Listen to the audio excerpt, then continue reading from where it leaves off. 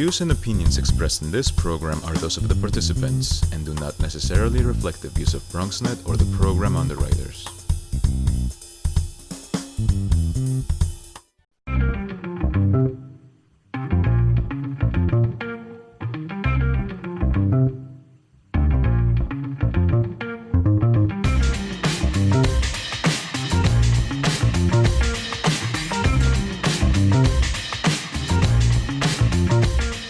Hey there, it's time for the Bronx Buzz. This is BronxNet's program where we talk to journalists and editors and writers and photographers and filmmakers. Keep that in the back of your mind. And really anybody who's putting things out in the borough of the Bronx. And this evening we've got two really interesting segments, a little off the beaten track from what we normally do. The first segment, we are going to talk to filmmakers who have won a very interesting and unique contest. And in the second segment, we're going to talk to a dancer who's really putting something out for the people of the Bronx that's totally different from what you've seen before. But first, let's get started. And I guess we need a little applause because they were the first place winners of the recent Bronx 48-Hour Film Challenge. It is Team Melrose Magic. And we say hello to Peter Garafalo. Nice to have you with us. You are the cinematographer, as I understand. And Allison Worrell, they're married. Hi. Husband and wife. And nice to have you both with us. And the relationship between them is a bit of an intrigue because of the video that they put out. But let's talk about their background first, and then we'll talk about the film challenge. So, Peter, you have been making films. This is something new. You've been doing all your life. Give us a little background.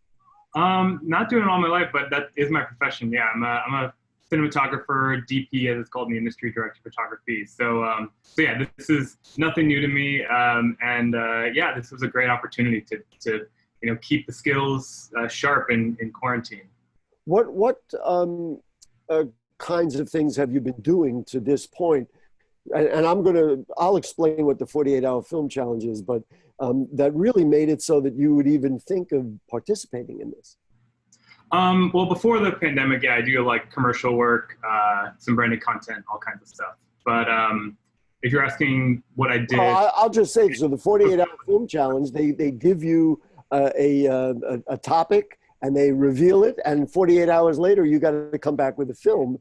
I have to say, I thought your film was amazing.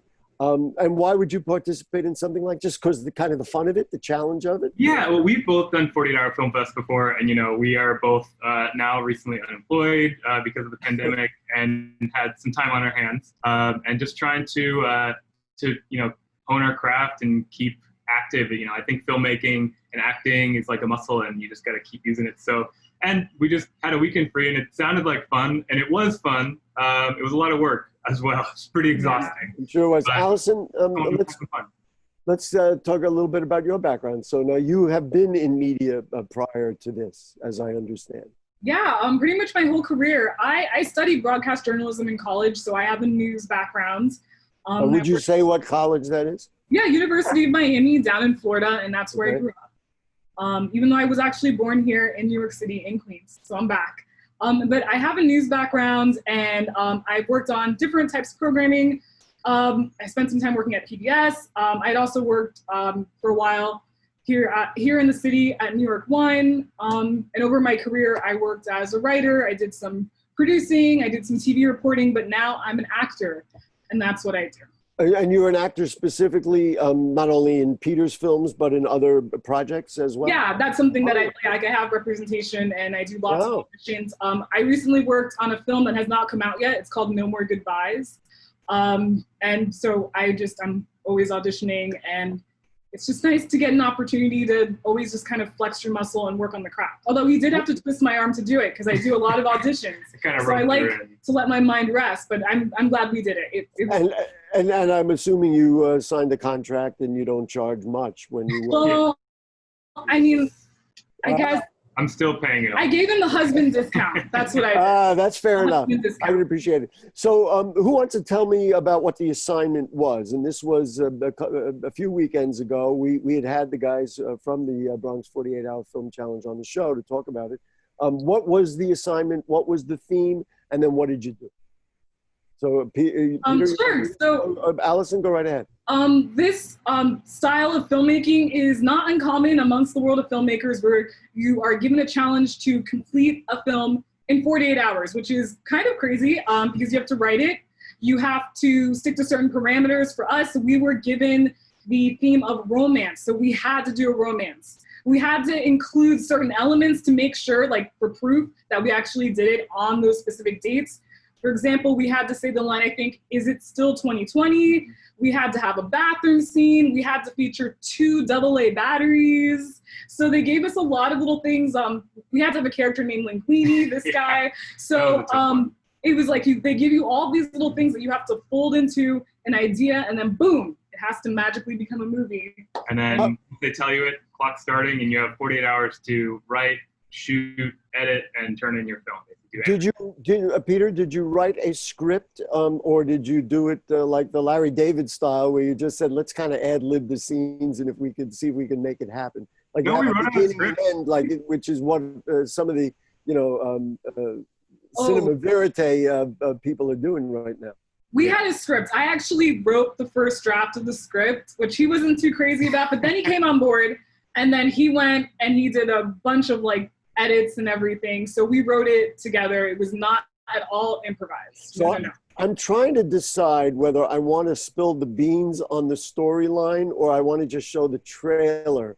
I got to tell you, folks, let's do the trailer first and then we'll unravel it, so to speak. It's incredibly clever. It's incredibly contemporary because we're all living through it. So I think we're going to roll the trailer, and the name of the film is Double Trouble. And it's about 6.5 minutes in length. People who say, oh, well, only 6.5 minutes. Yeah, try it sometime. So here we go. This is Melrose Magic. It is Peter and Allison, and they are starring in and producing in Double Trouble, the first place winner in the BX 48-hour film challenge. Let's roll the video.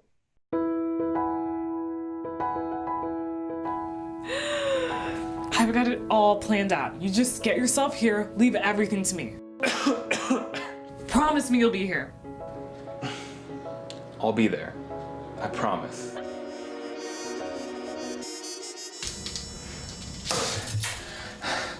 Bro, I screwed up.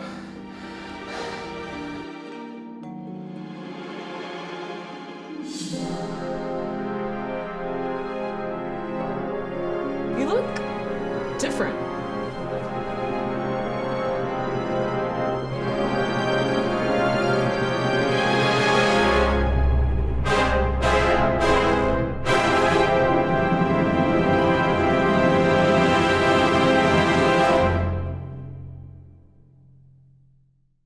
All right, I'm going to give it applause. And I have to tell you, it's even a little more intricate than that. So the storyline is that these two people meet virtually during the pandemic, which I think a lot of people did. I mean, you were not able to do it, and they established a really nice relationship. There's the romance. So check that box on the thing. And then he's got a problem. And Peter, why don't you pick it up from there? Because I thought the problem from the trailer was maybe alcohol or drugs, but it turns out it was a much more contemporary problem, right? Yeah. Don't give it all away. You see that he's... don't give it all away? Okay, I'll give away the third act, but he's not doing too hot. And they've made this plan where they're going to quarantine for 2 weeks and not see anybody else and keep totally safe so that they can finally see each other and have a first date safely. You know, they can do whatever they want and have no worries about getting COVID because they both quarantine. Well, the character, which we had to have a requirement that a character was named Linguini. Linguini was not such a nice, it's not really sticking to the contract. So he went out and is starting to have symptoms of COVID-19. Right. All right, but what, I don't want to give too much away. But in the trailer, it's clear that he sends his twin brother. Now, I'm not that smart. It really was not your twin brother. It was somebody... it was me. It was you dressed as you might have looked. Yeah, I really wanted to do something different and shave the beard or something like that, but we had to shoot different scenes, so I just kind of slicked my hair back for one. So now that brings us back to Allison. Talk to me about the shooting of it and the creation of it. Did you shoot in sequence? And in terms of the time frame, did it create difficulties in the process? Whereas normally you wrote a script and you take a day and you try to cast it, talk to me about both of those things, shooting it and then of course the difficulties the time presented. The process of it coming together was we were given, we were tasked with it on a Friday, late in the day at night. I think it was in the evening. So wrote the script Friday. He worked on it some more, Friday into Saturday. Then we started shooting Saturday afternoon, and we kept going till pretty much almost midnight, I think. And then Sunday was him in post-production doing tons and tons and tons and tons of edits. I think we did we re-recorded one part for audio. But I would say it's a double-edged sword when you have to shoot something in such a short amount of time, because when you have more time, sure, you can do casting, you can pick different locations, and if there's not a pandemic going on, you have more flexibility. But it's a double-edged sword because it sort of forces you to just make a decision and stick with it.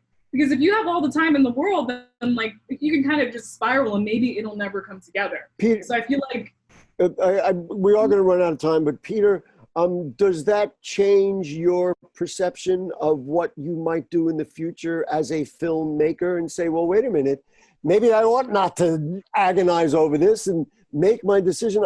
I think there's kind of an educational thing in here. Am I right? Yeah. It was a really good experience too. Every time you do something, you learn something new, and that's precisely why we did it, to just keep learning.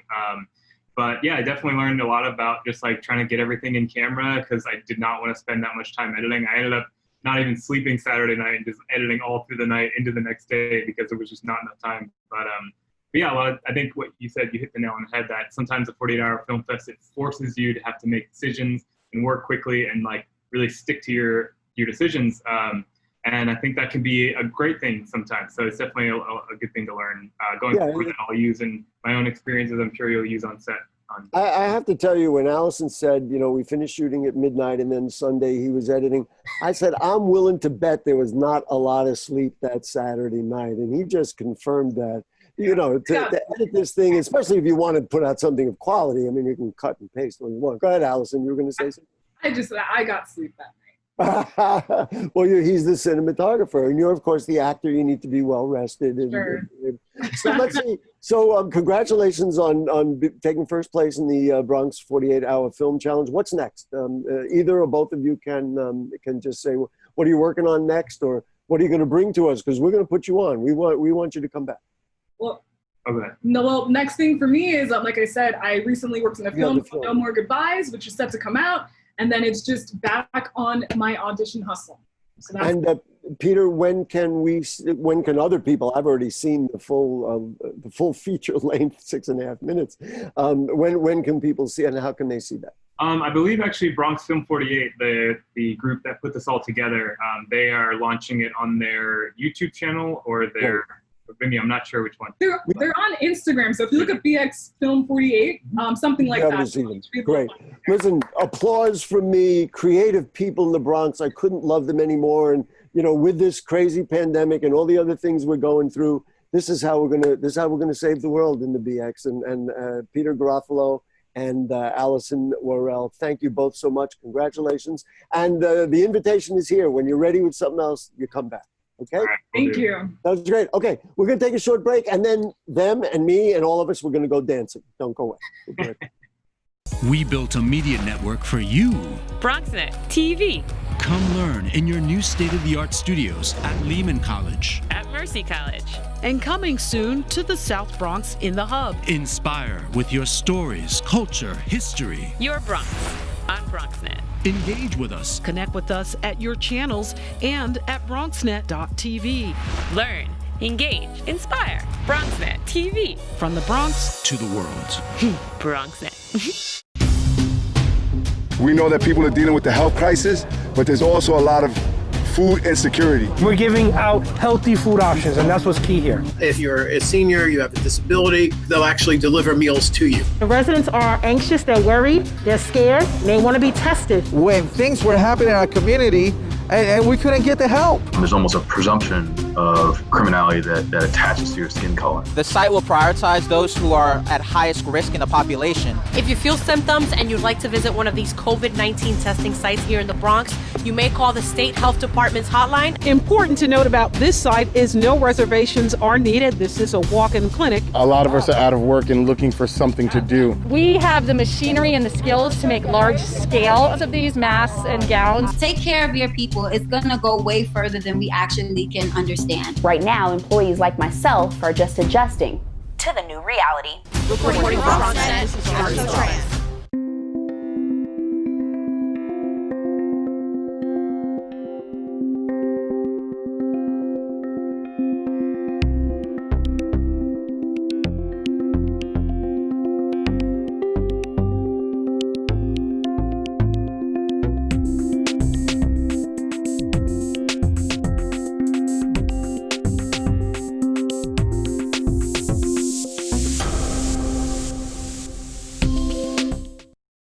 Okay, back with you on the Bronx Buzz. That was a heck of a lot of fun, and this is even going to be more fun. I'm going to say hello to my buddy Amanda Cardona. Amanda's a dancer, but she is the creator of the Dance With Us Live Dance-A-Thon project. And nice to see you, Amanda. How are you today? Everything good? I'm doing great. You know, it's been an awesome time working on the Dance-A-Thon, so I'm happy to have a moment to chat with you, and thank you so much as well for reaching out. It's great to see you as always. Always good to friends are friends. Listen, but let's talk about you and dancing, and then we're going to really explode this Dance-A-Thon project. So you have been a dancer your whole life? I mean, when did you decide moving my feet is what I wanted to do? What's funny, well, I started at the age of 3, but it wasn't really by choice. It was my mom who dropped me in a class at a studio called Vicky Shear Dance Academy that was right outside of Parkchester. And it was on the 2nd floor of this private house. And anybody who trained with Vicky, I mean, she was a little more old school, drill sergeant times, completely value the training there. But for the first month, I actually just sat there with kind of a sourpuss on my face, and she wanted to kick me out of the class. I was going to say 3-year-olds, boy, they are tough, especially Bronx girls, Bronx 3-year-olds. You better do it right, otherwise you're getting nowhere. Exactly. And, you know, evidently, as the story goes, about 1 month of sitting there with my arms crossed, I just stood up at the end of the class and then performed for them by doing the entire class that they had been studying for that month. So after that, besides being really frustrated, she had some choice words for my mom about me, but let me stay in the school. And pretty much that's what kicked off my, you know, dance, I guess you could say, career in education. So I won't age myself, but it's a few decades now that she fell in the... There you go, a few years, I was going to say. So you did that, but this Dance-A-Thon is really not as much about you dancing, which of course you love to do and you feel good, but really about sharing and engaging. Talk to me about the creation. I want to make sure I pronounce it right, the Dance With Us Live Dance-A-Thon. Talk to me about the creation of that. Why did you create it? And really, what do you hope to do? Because it's not only you dancing, apparently.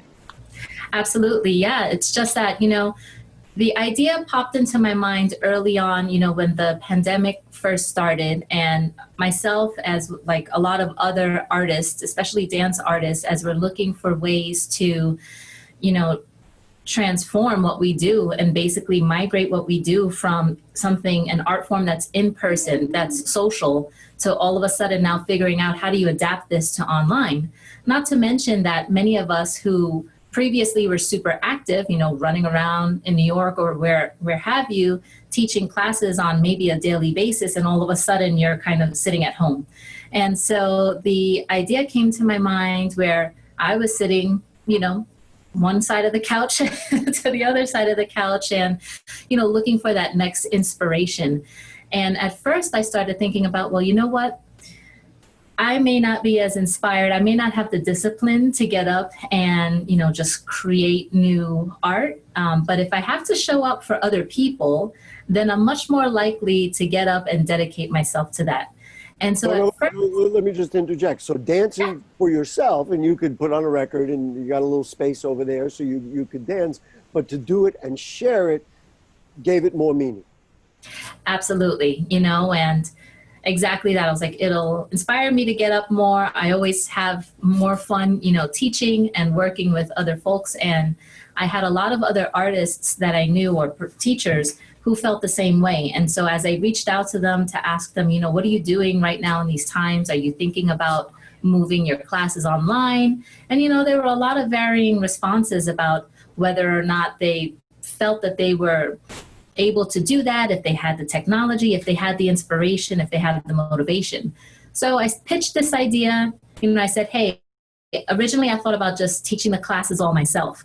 But I just said, hey, it would be a lot more fun to collaborate. We've collaborated on in-person activities. So what do you think about collaborating on, these virtual ones and see how it goes? And so you called many of your friends, right? Yes. You had a lot of, now maybe a stupid question. How come you know so many dancers? Or is it just obvious because you're in the field and just people that you've always worked with? Well, I would say one is the longevity in the scene. And actually, I've lived in a few places, and that has also afforded me the opportunity to collaborate, teach with, create a lot of different dance projects. So, I've had dance teams in Texas, and together between that and the folks in New York, we've traveled globally. So I've worked and collaborated and taught at events and, students, countries all over, the world. And I just really work hard to stay in touch with them.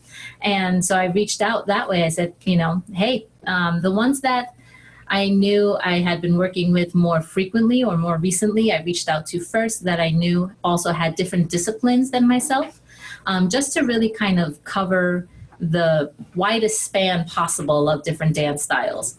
Not to keep anybody out, but I said, it'd be really awesome if, having maybe, for example, 13 salsa classes is cool, but how awesome would it be if we were able to offer everything from shim sham to hip hop to salsa? List 5 or 6 of them. I mean, give people the range of them. And then we're going to talk specifically how you arrange it and present it so everybody can watch and learn and enjoy and maybe even participate.